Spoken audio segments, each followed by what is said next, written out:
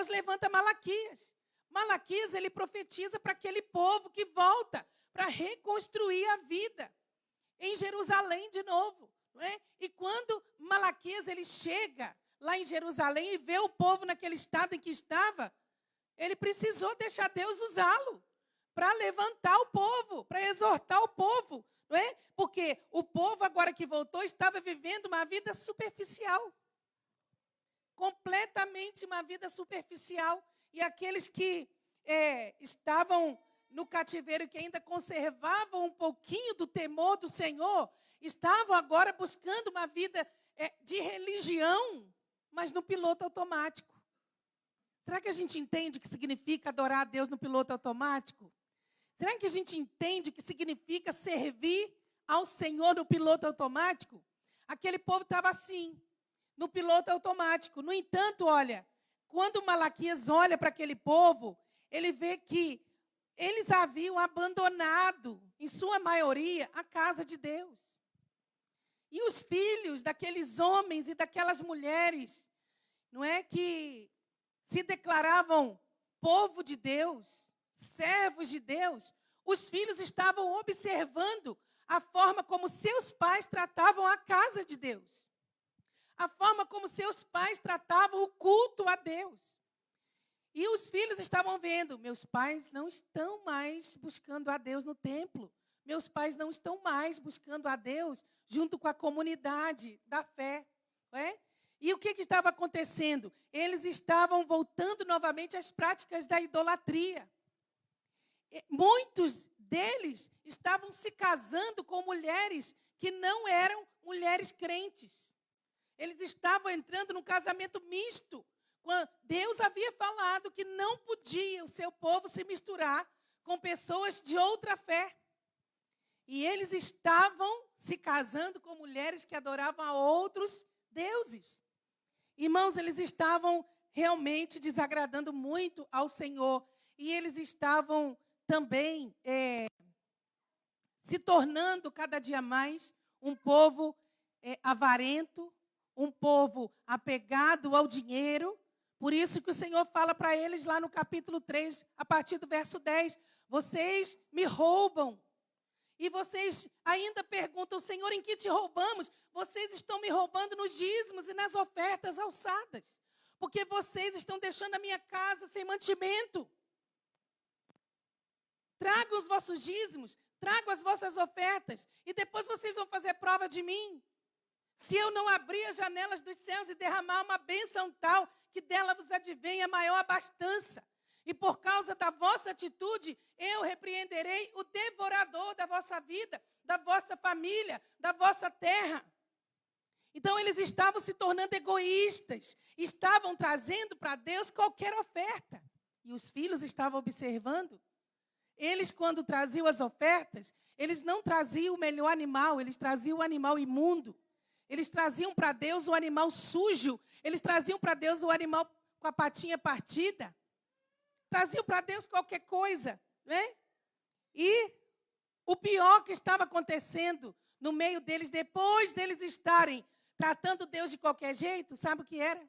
Divórcio. Eles estavam se divorciando e o Senhor levanta o profeta Malaquias para dizer para eles, eu odeio o divórcio. Eu odeio a quebra da aliança. Eu odeio que vocês não cuidem das vossas famílias. Então, nós podemos chegar à conclusão de que Malaquias ele está trazendo uma palavra que nós precisamos de entendê-la e de vivê-la. Relacionamento. Diga comigo, relacionamento. Irmãos, Malaquias ele está tratando do nosso relacionamento com Deus e do nosso relacionamento com a nossa família. Mas a forma como nós nos relacionamos com Deus é que vai definir a forma como nós nos relacionamos com a nossa casa. Se nós não temos o temor do Senhor como pais, nós não vamos incutir o temor do Senhor na vida dos nossos filhos. Se nós não damos exemplo de piedade, nós não vamos ensinar nossos filhos, pelo exemplo, a serem piedosos. Então, a forma como nós buscamos a Deus e nossos filhos veem é a forma que eles vão usar para buscar a Deus. Eu sempre falo da minha mãe. A minha mãe nunca pegou um microfone, pelo menos eu nunca vi minha mãe pegar um microfone e dar uma palavra na frente da igreja. Nunca vi. Mas eu lembro-me da minha mãe orando todos os dias. Se ela fechava a porta do quarto, ela se ajoelhava com a sua Bíblia e ela buscava o Senhor. E eu ouvia quantas vezes ela chorava em adoração. Eu lembro-me da minha mãe fazendo bolo para receber os irmãos da igreja em casa, para receber pessoas não crentes em casa. Hoje, eu tento me espelhar um pouquinho na vida que a minha mãe tinha diante de Deus. Não era perfeita. Mas ela deixou um legado para a minha vida. Sabe, que era como Maria, que havia escolhido a melhor parte e nunca vai lhe ser tirada. Porque isso está continuando na vida dos seus descendentes. Poucas vezes eu via meu pai orando. Mas muitas e muitas vezes eu via minha mãe orando. Então, os filhos, eles estão olhando. Eles não vão seguir aquilo que nós falamos, eles vão seguir aquilo que nós estamos fazendo. Porque o exemplo fala muito. E o povo aqui, eles estavam vendo o casamento e a família com descaso. De qualquer jeito, tratavam a família de qualquer jeito, porque eles estavam tratando a Deus de qualquer jeito. A forma com que eles estavam tratando a Deus era o reflexo deles na família. E aqui no verso 6, do capítulo 1, Malaquias 1:6, olha o que o Senhor fala. Um filho honra o seu pai, um servo honra o seu senhor. Eu sou vosso pai e vosso senhor, e contudo os sacerdotes não me prestam honra. Não me prestam honra nenhuma. Antes desprezam o meu nome. Dizem vocês, quando é que desprezamos o teu nome? Quando oferecem sacrifícios imundos no meu altar. Sacrifícios imundos? Alguma vez fizemos uma coisa dessas? Sim, sempre que dizem, não se incomodem em trazer qualquer coisa de muito valiosa para oferecer ao Senhor. Vocês aconselham ao povo, um animal coxo chega bem para oferecer no altar do Senhor, mesmo que seja doente ou cego. E ousam ainda afirmar que isto não é mal? Façam o mesmo com o vosso governador. Tentem dar-lhe de presente um animal assim e verifiquem se ele ficará satisfeito. Irmãos, parece que Malaquias está profetizando em nossos dias. Parece que Malaquias está falando mesmo para nós hoje. Porque nós estamos vivendo num mundo tão frio, sabe? É como o Senhor já nos alertou, por se multiplicar a iniquidade, o amor vai se esfriar. Nós estamos vivendo numa geração que o amor está frio. E muitos dentro da igreja já deixaram o primeiro amor faz tempo. É por isso que nós estamos vendo tantos divórcios no meio do povo de Deus. Nos últimos anos, o aumento do número de divórcios dentro da igreja assusta. 200% de aumento no número de divórcios dentro da igreja. E em muitos casos na própria liderança. Se divorciam, continuam no altar pregando. Se divorciam, continuam no altar liderando um rebanho. E eu não entendo como é que alguém não foi fiel à sua aliança, consegue ser fiel à aliança com a sua igreja, com o seu ministério. Eu não entendo uma pessoa que não cuidou do seu casamento, continuar ajudando o casamento dos outros.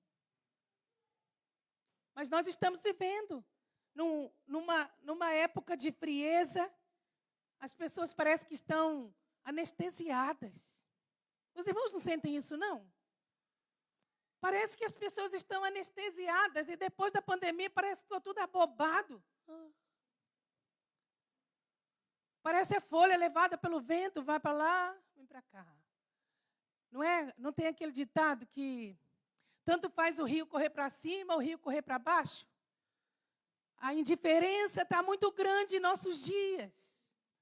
Nós estamos precisando de uma sacudidela do Espírito Santo na igreja do Ocidente, porque a igreja do Oriente vai bem, graças a Deus. Debaixo de perseguição, ela está crescendo, avançando, mais do que nunca, amando Jesus com todo o seu coração. Mas a igreja do Ocidente está apática, está fria. Nós estamos olhando muito o que tem acontecido lá fora e estamos esquecendo daqui de dentro. Estamos esquecendo de cuidar daqui de dentro. Nós precisamos de voltar nossos olhos para a família cristã, meus irmãos. Porque a nação só é forte quando a igreja é forte. E a igreja só é forte quando as famílias são fortes.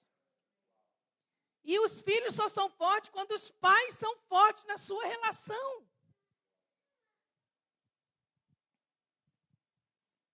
Sabe o que é você ser crente no piloto automático?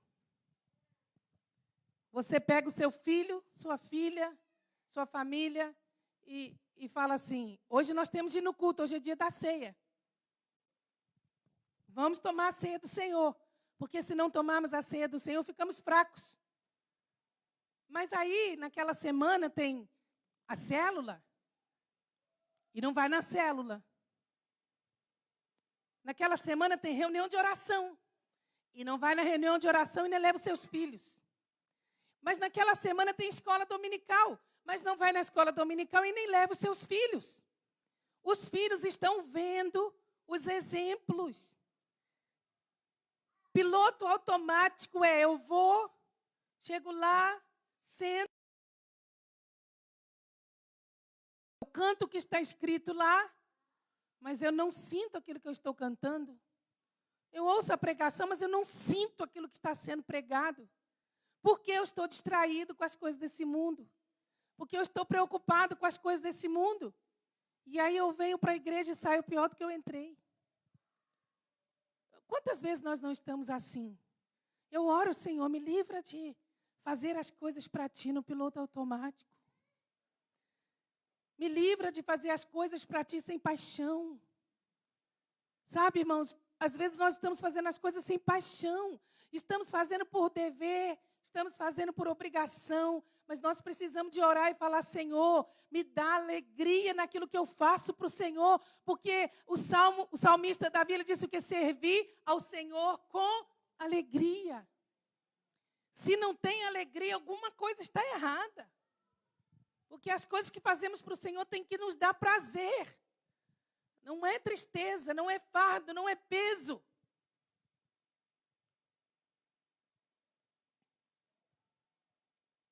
Nós estamos vivendo em tempos muito desafiadores. Eu olho para esse tempo, né, essa geração tão perversa, e eu me lembro do que o apóstolo Paulo fala, que nós iríamos viver tempos trabalhosos. O que você acha que são tempos trabalhosos? Os tempos são trabalhosos.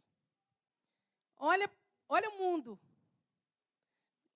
Até ano passado, a perseguição era só lá no Oriente, no Médio Oriente. Agora está cada dia mais pertinho de nós. Cada dia está mais pertinho de nós. Irmãos, e se nós não abrirmos os nossos olhos, nós vamos ser cozidos em banho-maria. É verdade. A família vai ser engolida por esse sistema.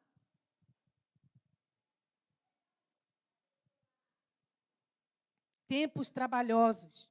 E Malaquias, ele termina o seu livro dizendo: antes que venha o grande e terrível dia do Senhor, Ele vai enviar Elias. Eu enviarei a vocês o profeta Elias, antes do grande e temível dia do Senhor.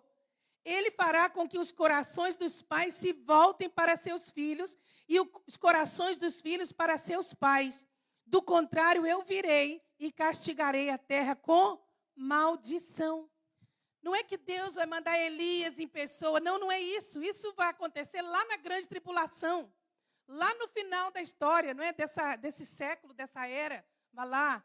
Mas o que Malaquias está a profetizar é que o mesmo Espírito que agia na vida de Elias, ele vai voltar a funcionar, a agir do mesmo jeito, na mesma veia profética que ele agia na vida de Elias. E vai fazer o quê? Com que, antes que chegue o dia terrível do Senhor, o dia terrível do Senhor, a Bíblia chama o dia em que o Senhor vai voltar.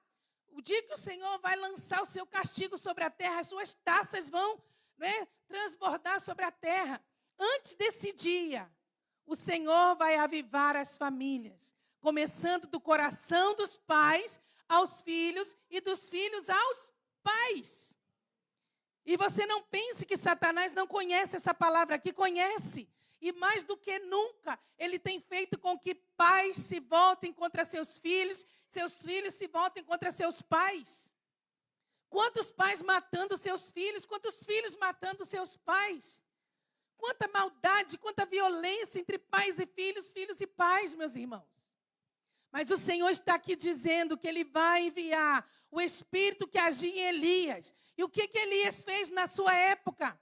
Teve ousadia para denunciar o pecado e para apontar o caminho. Elias, ele foi usado por Deus para desafiar o povo de Deus. Olha quanta coisa poderosa Elias fez. Desafiou o povo de Deus. E o Espírito que estava em Elias está em nós. E nós temos de ter essa mesma ousadia de chegar para o povo de Deus e trazer uma palavra que desperta o povo de Deus. Elias chegou para o povo e disse: até quando cocheareis entre dois pensamentos? Se Baal é Deus, seguiu. Mas se o Senhor é Deus, seguiu. Tomem uma posição. É tempo dos Elias de Deus se levantarem sobre as famílias, sobre a igreja. E trazer uma palavra de convencimento, sabe, no espírito. Não fiquem em cima do muro. Não fiquem cocheando. Cocheando não anda direito, não é? Está aleijado, está a cochear entre dois pensamentos, pensamento dobre, pensamentos, sabe, vou, não vou. Vivendo uma vida de indiferença, vivendo uma vida parece que está enfeitiçado. O próprio Paulo fala para os Gálatas: vocês caíram da graça. Quem vos enfeitiçou para cair da graça? Meu Deus! E Elias, ele desafiou o povo de Deus, mas ele também denunciou o pecado dos reis. Havia uma palavra de denúncia na vida de Elias contra a família do rei Acabe e de Jezabel. E não se espantem, nós estamos num tempo em que Jezabel está aí, Acabe está aí.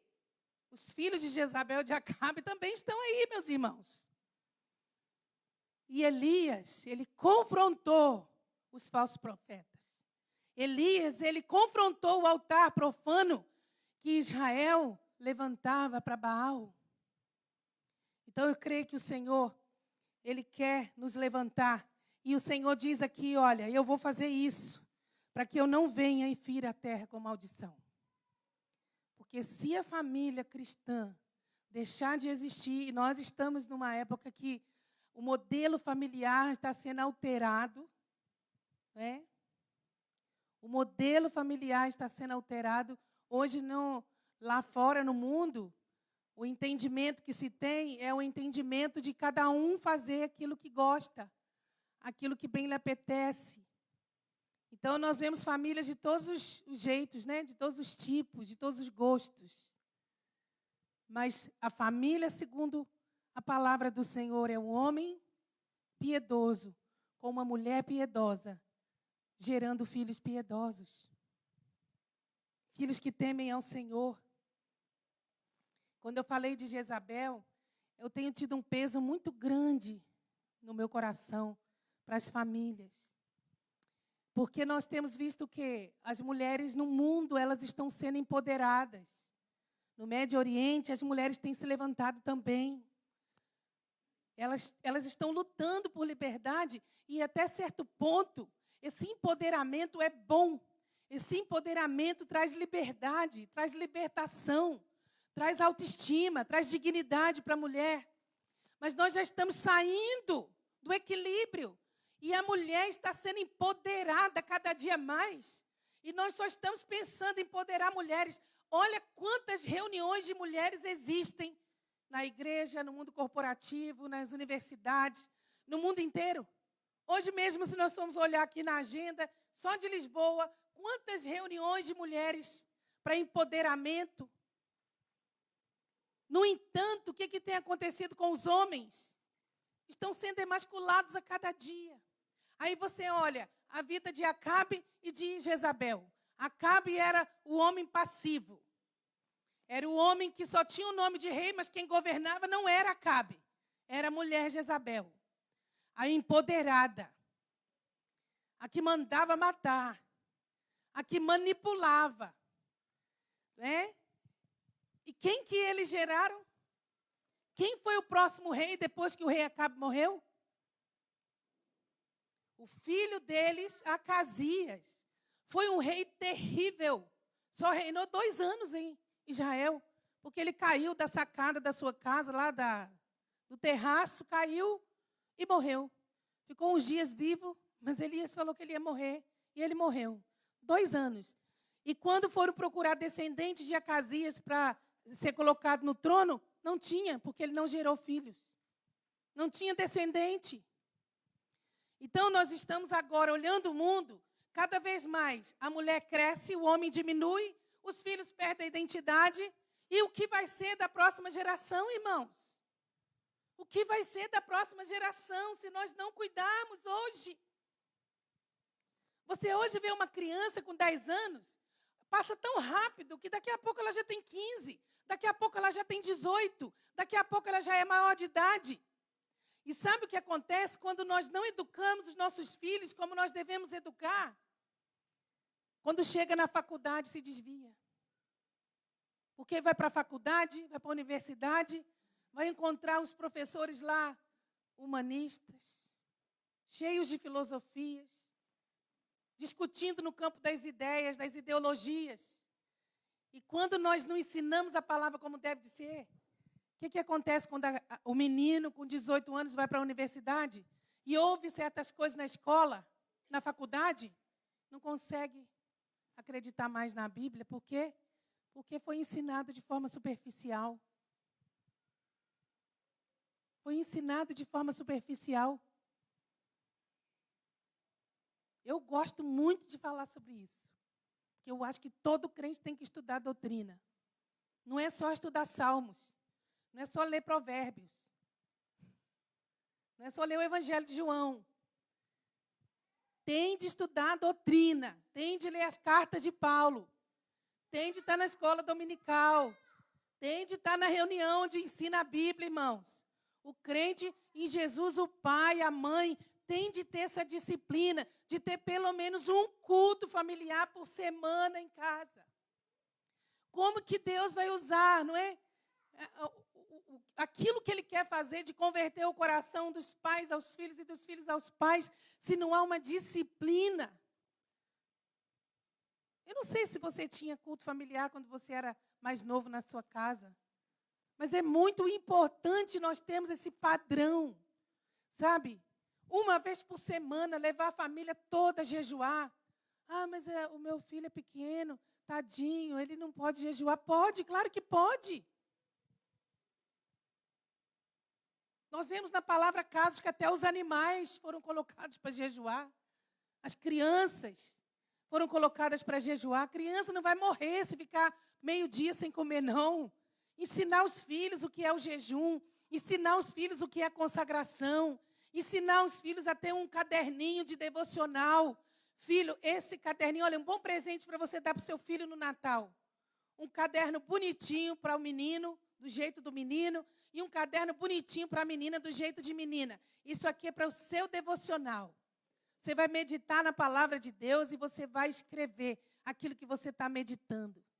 Aquilo que você está tirando de aplicação para a sua vida. Aquilo que você entendeu do texto. Irmãos, porque quanto mais nós entendemos, mais nós transformamos o ambiente onde nós estamos. Tem de ser um culto racional todos os dias. E eu estou escrevendo um livro, eu já falei outro dia na igreja, eu espero lançar no primeiro semestre do ano que vem. Ainda tem um título provisório que é Cristo gerado em mim. Formado, Cristo formado em mim. Quando Paulo fala aos Gálatas, até que Cristo seja formado em vós. E você já viu quantas palavras saem da forma? Informar, conformar, formatar, performance, transformar. É tanta coisa que tem forma, não é? Mas muitas vezes nós estamos o quê? Recebendo informação atrás de informação. E informação só nos faz conhecer sobre Jesus. Mas Jesus não quer só que a gente tenha informações sobre Ele. Mas Ele quer que nós tenhamos o quê? Transformação. Quando nós cantamos aqui, eu quero conhecer Jesus. Foi Paulo quem disse isso. Conhecer Jesus e ser achado nele. O que é conhecer Jesus e ser achado nele? Quando eu conheço Jesus, eu tenho informações sobre ele. Mas quando eu sou achada nele, eu sou transformada. Porque não só eu tenho Jesus, mas Jesus me tem também. Ele sabe que o que ele pedir de mim, ele vai ter. O que ele me mandar fazer, eu vou fazer. Porque eu sou achada nele. Então, nós precisamos, irmãos, atentar. Quanto mais nós sabemos, mais nós desfrutamos. Ontem eu fui pregar na igreja, até estava falando isso. Essa semana eu estava falando no seminário. Foi interessante que nós estávamos a falar sobre os evangelhos, estamos a falar de bibliologia. E eu estava a falar para os alunos sobre os relatos extrabíblicos que corroboram, não é, com a história bíblica. Por exemplo, quem que escreveu Atos dos Apóstolos? Lucas. Lucas andou com Paulo, não é? E Lucas, ele foi nas viagens missionárias. Quando você lê sobre as viagens em Atos, você vê falando, e nós fomos, e nós partimos, e nós estivemos. Nós quem? Paulo, Lucas e outros. Mas Lucas, além de ser um médico, era um historiador.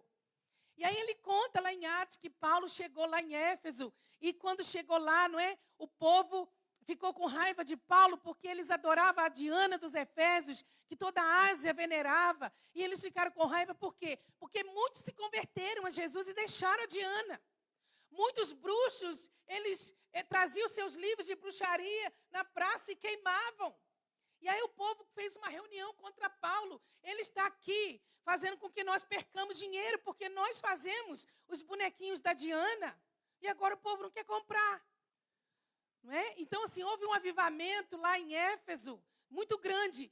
Mas a Bíblia não fala, mas há relatos extrabíblicos que quando Paulo saiu de Éfeso, o templo da Diana ruiu. Porque houve um terremoto e ela caiu lá toda espatifada no chão.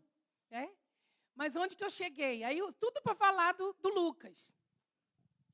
Você já reparou que dos 4 evangelhos, o Lucas foi quem traz mais relatos, assim, detalhadamente do nascimento de Jesus?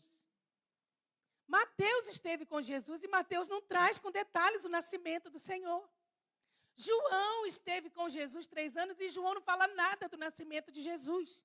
Mas Lucas, que não esteve com Jesus, ele fala com detalhes, gente. E aí nós estávamos falando sobre quando Lucas ele foi com Paulo em Éfeso, a Bíblia fala que João estava lá. O discípulo João. E vocês se lembram na cruz, quando Jesus entrega a sua mãe aos cuidados de João? Ele diz, filho, eis aqui a tua mãe, mulher, eis aqui o teu filho. Jesus estava dizendo, João, Lucas, oh meu Deus, eu estou confundindo os evangelistas todos. Lucas, João, cuida dela para mim. E coloca Maria aos cuidados de João. Se João estava em Éfeso, é muito provável que Maria também estivesse. E com quem Lucas conversou sobre os detalhes do nascimento de Jesus. Muito provável com a própria mãe de Jesus. Irmãos, não é só pegar a Bíblia e ler como se fosse uma letra. Mas nós temos de fazer perguntas dentro dos textos. Como é que Lucas soube de tudo isso? Olha, a Bíblia interpreta-se a si mesma. E é isso que nós temos de ensinar nossos filhos em casa. É isso que nós temos que falar. Olha, a palavra do Senhor tem que ser falada quando nos assentamos, quando nos levantamos, quando andamos, quando comemos. Não é? É assim que os nossos filhos vão aprendendo a palavra. Olha, mas é mesmo, por que Lucas ele fez esse relato tão pormenorizado, né? Lucas, ele nasceu 37 anos, eu acho, depois de Jesus. Eu acho que é isso, gente, se não me falha a memória. Mas, então, aqui, João estava lá em Éfeso. Na mesma época que estava lá Lucas e Paulo. Então Maria devia estar lá. É claro que a Bíblia não fala com clareza, mas nós podemos concluir que foi assim que aconteceu. Porque nós estamos envolvidos na palavra. E isso que é converter o coração dos pais aos filhos, quando nós estamos juntos. E nosso assunto principal é o Senhor. É a palavra do Senhor. Aí a família vai crescendo de forma saudável. Então, nós contamos com a ajuda do Espírito Santo para nós honrarmos a Deus. Diga comigo, honrarmos a Deus. Honrarmos o casamento e honrarmos a família. E aqui em Malaquias, o Senhor fala, não é o texto que eu li. Vocês, olha, um filho honra o pai, um servo honra o seu senhor. Eu sou o vosso pai, mas vocês não me honram. Vocês não me prestam honra nenhuma. Vocês desprezam o meu nome. Vocês me desprezam quando vocês oferecem sacrifícios imundos no meu altar, ou seja, vocês não me honram. Irmãos, nós precisamos, acima de tudo, antes de nós procurarmos honrar a nossa família, o nosso casamento, honrar a Deus. Não é dar para Deus o pior do nosso tempo. Sabe? É dar para o Senhor o melhor que nós temos. Eu e a minha casa serviremos ao Senhor. Não é eu e a minha casa creremos no Senhor. Não. Eu e a minha casa serviremos ao Senhor. Eu e a minha casa estaremos à disposição do Senhor. Honrar a Deus é dar a Ele o melhor do nosso vigor, o melhor dos nossos recursos. Sabe? Honrar a Deus, irmãos, é saber que o mundo aguarda a manifestação dos filhos de Deus. E como é que o mundo vai ver o Senhor? Através de famílias que temem ao Senhor. Sabe quando a família, ela tem um ambiente tão nocivo, que até os ímpios que estão à volta falam, meu Deus, como é que esse povo pode ser crente? Como é que esse povo pode falar que tem Deus? É uma gritaria, é palavrão, é violência. Meu Deus. É tantas coisas que nós vemos, às vezes, que o crente em Jesus não observa. Mas se você quer uma família abençoada, você tem que começar como homem de Deus, como uma mulher de Deus, a colocar sua casa em ordem. A palavra do Senhor diz que nós precisamos colocar a nossa casa em ordem. E o mundo vai ver o quê? Jesus numa família que o honra o Senhor. Paulo fala que toda gritaria tem que ser tirada da nossa casa. Eu não entendo os crentes vivendo assim. Não entendo os crentes vivendo dessa forma. Nós precisamos, irmãos, do Espírito Santo para nós honrarmos nosso casamento. Cristo precisa de ser visto no nosso casamento. Nós temos aqui alguns casais, não é? Jesus é visto no seu casamento. Jesus é visto na sua casa. Os seus filhos veem o seu bom exemplo como casal. Porque a melhor forma de um filho crescer com segurança é vendo o equilíbrio na vida dos seus pais. Pais desequilibrados geram filhos inseguros.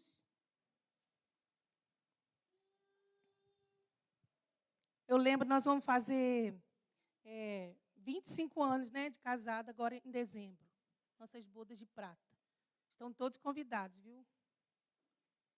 2 de dezembro vai ser o nosso culto. O pastor que nos casou vai vir para a cerimônia, né? E eu lembro que uma música que eu pedi para cantar no nosso casamento foi Um Lar de Fé. Olha como fala a letra dessa música. Hoje aqui neste altar pedimos tua bênção, Pai, para o lar que vai nascer. Com tua paz este lar será um lar de fé, que com Deus perdurará. Um lar de fé construir, onde juntos conseguir, que nada poderá vir derrubar. Com Cristo vão crescer, para o mundo mostrar. Bom é o lar com Jesus. Sabe que o casamento, diz a Bíblia, que é mais digno do que todas, é mais digno de honra do que todas as coisas. E aqui em Malaquias 2:11, olha só, o que eles estavam fazendo? O Senhor diz assim, Judá tem sido desleal. e abominação se cometeu em Israel e em Jerusalém, porque Judá profanou o santuário do Senhor, o qual ele ama, e se casou com a filha de deuses estranhos. Deixa eu dizer para você uma coisa que é jovem, para você que é jovem, para você que é solteiro. Você quer ter filhos abençoados, filhos tementes a Deus, quando você estiver casado? Quer? Escolha bem o seu cônjuge. Viu? Escolha bem. Guarde no Senhor o seu coração até o dia em que o Senhor vai lhe dar o seu cônjuge. Se você escolher mal, seus filhos vão sofrer as consequências dessa escolha. E olha aqui que eles estavam fazendo, continuando a leitura no verso 13.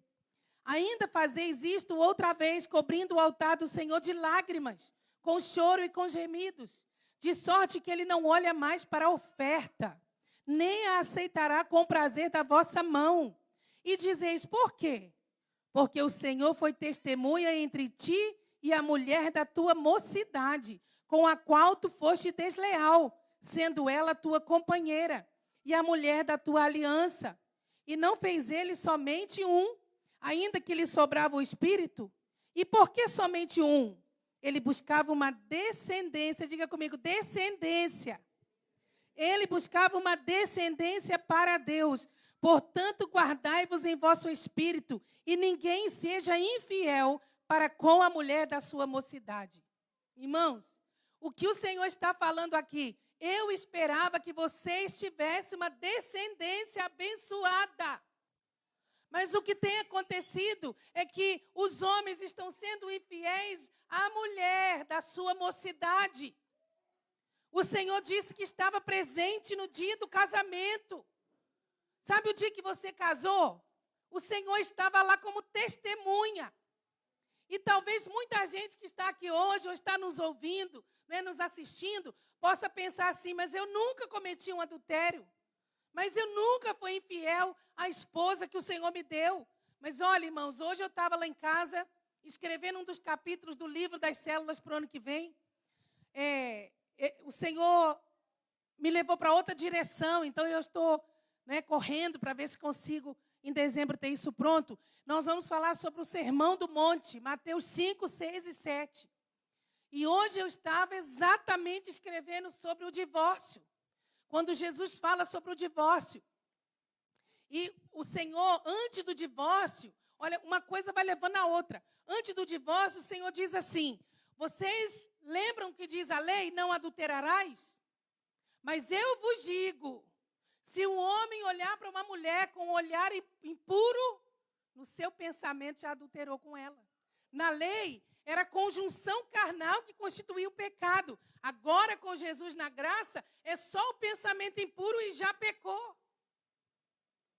E aí Jesus vai falar, olha, se o teu olho direito te escandaliza, arranca e joga fora. Se a tua mão direita escandaliza, arranca e joga fora. É melhor entrar no céu, né, mutilado do que ir com o corpo inteiro para o inferno. Jesus não estava a falar que nós temos de mutilar nosso corpo, mas que nós devemos cortar o mal pela raiz. O olho te escandaliza. Você está olhando para o que você não deve? Você está olhando para uma mulher que você não deve olhar? Você está olhando para um homem que você não deve olhar? O que você tem que fazer? Acaba com aquele relacionamento. É isso que é arrancar o olho e deitar fora. Você está pecando vendo pornografia na internet. Você está conversando com mulheres que não são a sua esposa nas redes sociais. Cancela a sua conta nas redes sociais. É isso que Jesus está dizendo, arrancar o olho e deitar fora. Arranca a mão, está andando de mãos dadas com o pecado. Arranca. Acaba com aquela relação. Está no grupo de WhatsApp que só tem piadas imorais, só tem fotos imorais. Sai do grupo. É isso que é arrancar o olho e jogar fora. Não é lá arrancar o olho literalmente. E aí Jesus vai falar sobre o divórcio logo a seguir. Porque há coisas que vão levando, irmãos, à quebra de aliança. E você sabia, nós temos aqui uma advogada, uma doutora, não é? Nosso meio. Pode não haver conjunção carnal, mas só de um homem conversar com uma outra mulher pelas redes sociais, ou algum tipo de conversa que seja romântica, ainda que não tenha ato sexual, pode constituir adultério. Não existe adultério emocional? Pode constituir, sim. A esposa pega lá a conversa do marido, mandando foto nu para outra mulher. O que é isso? Adultério. Mas aí Jesus vai além. Só de pensar, já cometeu. Sabe aquele primeiro olhar que a gente dá? Que não tem como evitar? Olhou. Não olha de novo, porque se olhar de novo, vai pecar. E muitos casais não estão cuidando da aliança. Sabe? Não estão cuidando com zelo. A sua esposa, o seu marido é o bem mais precioso que o Senhor deu para você cuidar. Infelizmente, nós vemos tantas pessoas, não é? Nós já estamos aqui no campo missionário há 24 anos. Quantas pessoas deixam lá a sua família e vêm para cá tentando uma boa vida, uma vida melhor, não uma boa vida, né? Uma vida melhor. Deixa a esposa. Eu não entendo como um casal pode ficar tanto tempo separado um do outro. 2, 3 meses, 5 meses, 1 ano, 2 anos. E não quer pecar. Irmãos, nós temos que cuidar. E aí deixa lá a família, chega aqui, aí vai, né? Está carente, tá? Quando vê, já se envolveu em um outro relacionamento. Aí a família quebrada, desfeita, os filhos ficam todos, né? Desequilibrados. E nós precisamos, em último lugar, honrar a nossa família. Como é que nós honramos a nossa família, irmãos? Fazendo o que Paulo falou em Efésios 5, né? Em Efésios 6. A mulher, honre o seu marido. O marido ame a sua mulher como Cristo amou a igreja. Os filhos obedeçam aos seus pais, porque o primeiro mandamento com promessa, não é? Honrar os pais. E os pais não provoquem seus filhos à ira, mas crie-os no temor do Senhor. Olha, a Bíblia ela tem resposta para tudo, não é? Mas eu quero agora falar para os pais. Paulo fala que não são os filhos que entesouram para os pais, mas são os pais que entesouram para os filhos.